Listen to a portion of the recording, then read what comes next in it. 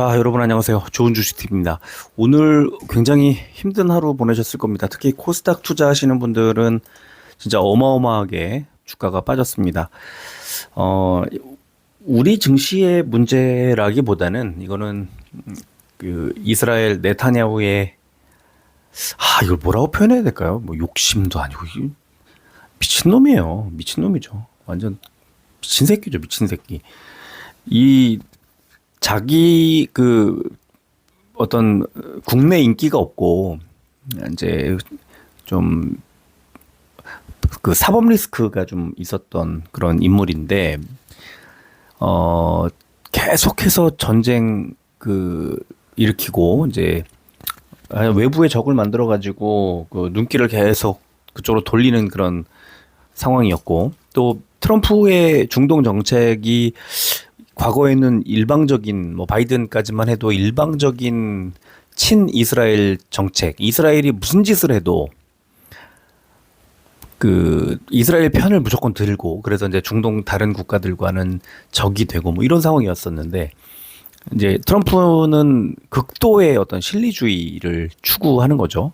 자국의 이익이 되는 그런 상황을 만들기 위해서는 때로는 이스라엘을 살짝 뭐 배제하는 그런 흐름까지, 모습까지도 이렇게 만들어주는 그런 상황이 되니까 네타냐후가 좀 골이 난 것 같아요. 좀 이런 갑작스러운 이제 공습이, 이거는 뭐 그 어떤 이유에서도 전쟁이라는 것은 뭐 당연히 누구에게도 지지를 받기 어려운 그런 상황이지만, 네타냐후는 진짜 정말 이상한 캐릭터 같아요. 아주 어쨌든 우리 투자자들 입장에서는 정말 날벼락 같은 거죠. 이게 뭐야 도대체. 예. 뭐 어떤 것도 할 수 없었고, 다만 이제 우리 증시 같은 경우에는 좀 빠질 만한 구간까지 와 있었습니다. 뭐 어제 미리 말씀을 드렸잖아요. 어제 영상에 그대로 올려드렸잖아요. 오늘 이게 아니었어도요, 우리 증시 빠졌을 거예요. 다만 이 정도로 막 코스닥이 거의 뭐 3% 이런 식으로 빠지지는 않았을 겁니다. 좀 하락이 나왔을 가능성은 매우 높다고 저는 보지만 이 정도까지는 아니었을 거예요. 근데 어쨌든 이런 식으로 이제 패대기를 쳤고, 오늘 코스닥이 이제 크게 빠졌던 이유는 뭐 당연하게도 누군가가 세게 팔았기 때문이겠죠. 그 누군가는 당연히 외국인이었고, 이게 이제 중요한 거는 어떻게 될까? 일단 오늘의 하락은 좀 아주 강하고 빠르게 빠지다가 바닥에서 살짝 이제 들어 올리는 모습이 나왔기 때문에, 이 정도면 월요일에 좀 잘 갈 수도 있어, 뭐 이런 정도 기대를 할 수 있을 것 같은데, 문제는 뭐냐면, 이란이 절대 그냥 지나가지 않습니다. 보복을 할 겁니다. 뭐 어떻게든지 보복을 할 거고, 그 보복에 대한 재보복으로 또 이스라엘이 공격을 할 겁니다. 문제는 이제 핵 보유국이라는 거죠. 핵 보유국이라는 거라 이제 핵을 쓸 우려에 대한, 이거는 좀 뭐 다 같이 죽자는 거죠. 이건 말이 안 되는 건데, 일방적으로 당하고 있을 수는 없고, 뭐 그냥 기본적인 무력 충돌 시에는 좀 이란이 좀 쪼들릴 수 있고, 또 시아파의 우방국들이 연합을 해서 이스라엘에 같이 함께 뭐 저항을 한다, 대응을 한다 이랬을 때는, 또 미국이 어떻게 뭐 중재를 할지 그런 건 알 수가 없지만, 중동의 3차 전쟁, 3차 세계 대전이 이제 벌어질 수 있는 거죠. 네타냐후 때문에. 결국에는 이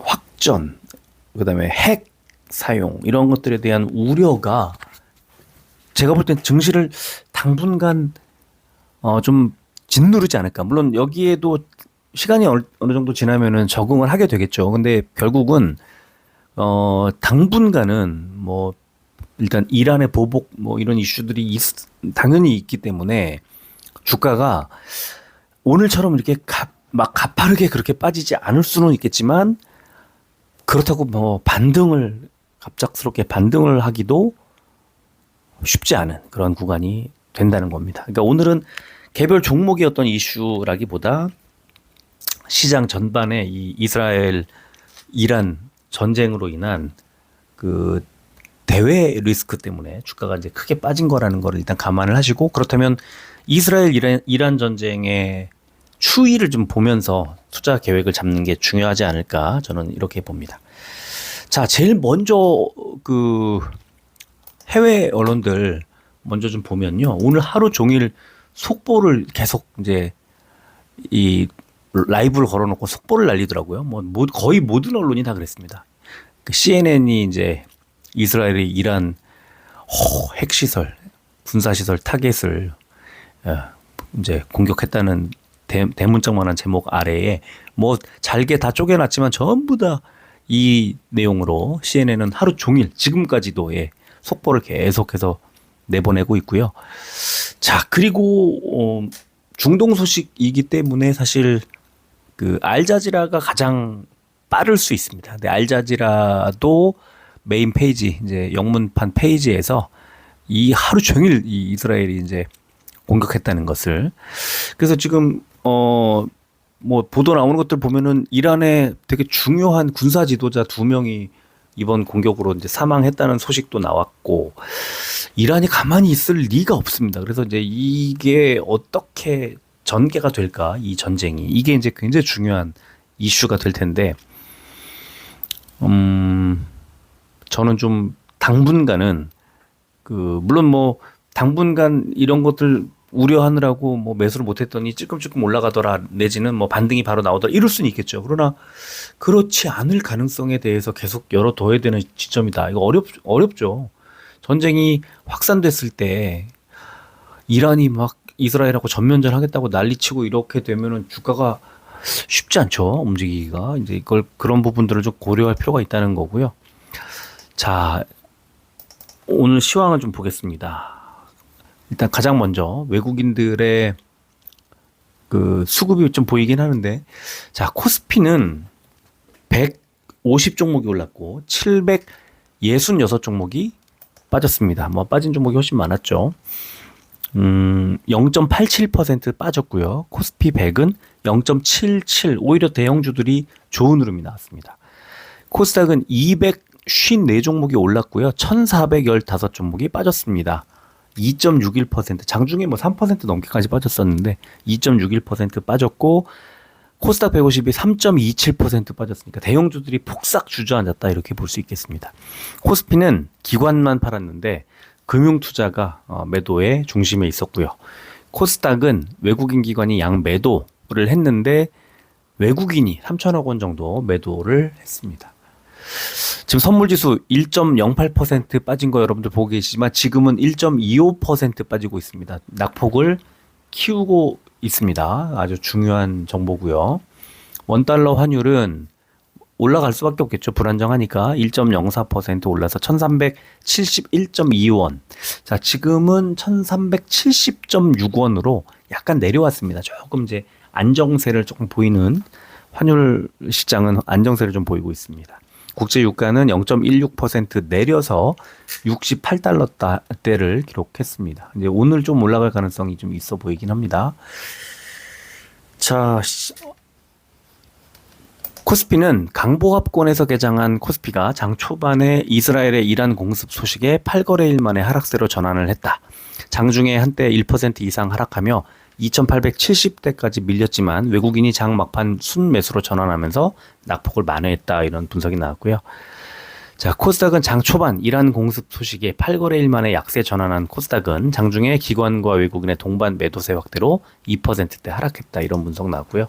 코스닥 시장 보면은 중동발 지정학적 충돌에 따른 투심 약화 속의 하락, 이런 제목으로 거버넌스 개선 및 적극적 재정 투입 기대 속에 상승 출발한 코스닥 지수는 중동발 지정학적 충돌에 따른 긴장감 고조 속에 투심이 약화되면서 2.61% 크게 하락했다, 이런 분석이 나왔고, 기관과 외국인의 매도 기반으로 일반 서비스와 제약 등이 약세를 보인 가운데 중동의 긴장 고조에 따른 관련주들 강세를 보였다, 이런 분석이 나왔습니다. 자, 시총 상위주를 보면 코스피는 그래도 세 종목 빨간색이 있습니다. 많이 오르진 않았지만 HD 현대중공업이 1.55%, 네이버와 신한지주가 강보합권에 움직였고요. 반면에 하락 종목 삼성전자 그전에 LG에너지솔루션이 3%대 하락했고 삼성전자 또 삼성전자 우선주 셀트리온까지가 2%대 하락했습니다. 코스닥은 전부 다 파란색입니다. 코스닥은 전부 파란색이고 특히 파마리서치가 16% 정도 급락이 나왔고요. 그 다음에 리가캠바이오가 7%대, ABL바이오도 8%대 빠졌고 알테오젠도 6%대 뭐 엄청난 하락이 나왔습니다. 업종 보면 코스피는 금속이 제일 좋았는데 풍산이 20% 정도 올랐고요. LIG넥스원이 13%대, 퍼스텍 4%대 방산주들이 주로 올랐고요. 자, 코스피 업종 하락 업종은 건설이 제일 많이 빠졌는데 일성건설이 7% 정도 빠졌고요. HDC 현대산업개발과 우진 INS 5%대 빠졌고 나머지 뭐 코롱글로벌, 대우건설, 계룡건설, 현대건설 뭐 등등이 뭐 많이 하락했습니다.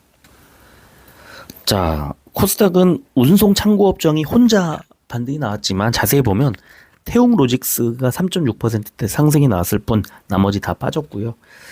그 다음에 코스닥 글로벌 지수라는 것이 가장 많이 하락했는데 파마리서치가 16% 가까이 하락했고 리가캠바이오 7%대, 알테오젠과 덕산네오룩스가 6%대 이런 식으로 큰 폭의 하락이 나오면서 이제 좀 빠졌고요. 코스피 제약 상승 종목 JW 중해제약 우선주와 삼성제약 두 종목만 살짝 올랐고요. 하락 종목은 경보제약과 오리엔트바이오가 6%대, SK바이오사이언스가 5%대 하락했고요. 코스닥 제약 상승 종목은 대한뉴팜이 9%대, 나이백 8%대 올랐고 하락 종목은 파마리서치 역시 16% 가까이 하락, 에이벨바이오 8%대, 휴온스글로벌, 폴라리스 AI 파마, 로키드헬스케어가 6%대 하락했고요. 자, 공매도 거래 대금 상위 종목 코스피는 삼성전자, 현대로템, 두산에너빌리티, SK하이닉스, 풍산순이었고 코스닥은 알테오젠, 리노공업, 펩트론, 리가캠바이오, ABL바이오 순이었습니다. 공매도 거래 비중 상위 종목 코스피는 세아베스틸지주, 케이카, 코리안리, 롯데케미칼, 남선알미늄 순이었고요. 코스닥은 CG인바이츠, 선바이오, 리노공업, 인트론바이오, 차바이오텍 순이었습니다. 자, 지금 보면 뭐 엄청나게 빠지고 있습니다. 다우 선물지수는 460포인트대, S&P 500도 한 60포인트대, 나스닥도 한 270포인트대 뭐 크게 빠지고 있는데요.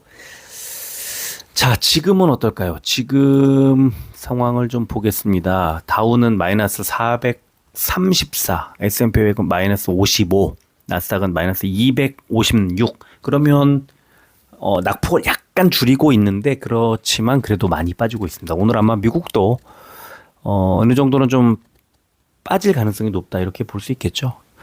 자, 결국에는 전쟁이 어느 정도 어떤 식으로 진행이 될 것이냐, 그 다음에 어떤 식으로 또 시장이 적응을 해 나갈 것이냐, 이게 너무 중요합니다. 그래서 그 뭐 해외 속보, 해외 기사들 또 국내 기사들 추이 잘 살펴보시고요. 뭐 가급적이면은 뭐 알자지라도 이 중동판이지만 중동 언론이지만 영어 판이 있기 때문에 보셔도 좋을 것 같고 또 CNN 같은 거 또 뭐 BBC라든가 이렇게 유수의 그 언론들 이런 것들을 잘 깔아놓고 이렇게 속보 올라오는 것도 잘 보시면 좋을 것 같고 또 CNBC 같은 경우에는 경제 쪽이기 때문에 그 전쟁 이슈를 이제 경제로 연결짓는 그런 어떤 내용의 컬럼이라든가 이런 게 좀 가끔 올라옵니다. 그리고 그 뭐 여러 가지 좋은 우리나라 경제 방송들도 경제 TV나 경제 뭐 신문이나 이런 쪽에서도 이런 분석 기사들 많이 이제 나올 가능성이 높죠. 잘 참고하시면 좋을 것 같고요. 지금 시장은 이 전쟁 이슈로 무너졌기 때문에 전쟁 이슈가 좀 해결 기미가 보이거나 또 어떤 시장이 좀 적응을 해서 이제 가볍게 여길 만한 정도로 이 우려가 좀 작아지거나 이렇게 돼야만 좀 반등할 수 있을 겁니다. 지금 당분간은 좀 우려가 계속 이어지지 않을까 싶습니다. 자, 오늘은 여기까지 하고 마무리하겠습니다. 끝까지 들어주셔서 고맙습니다.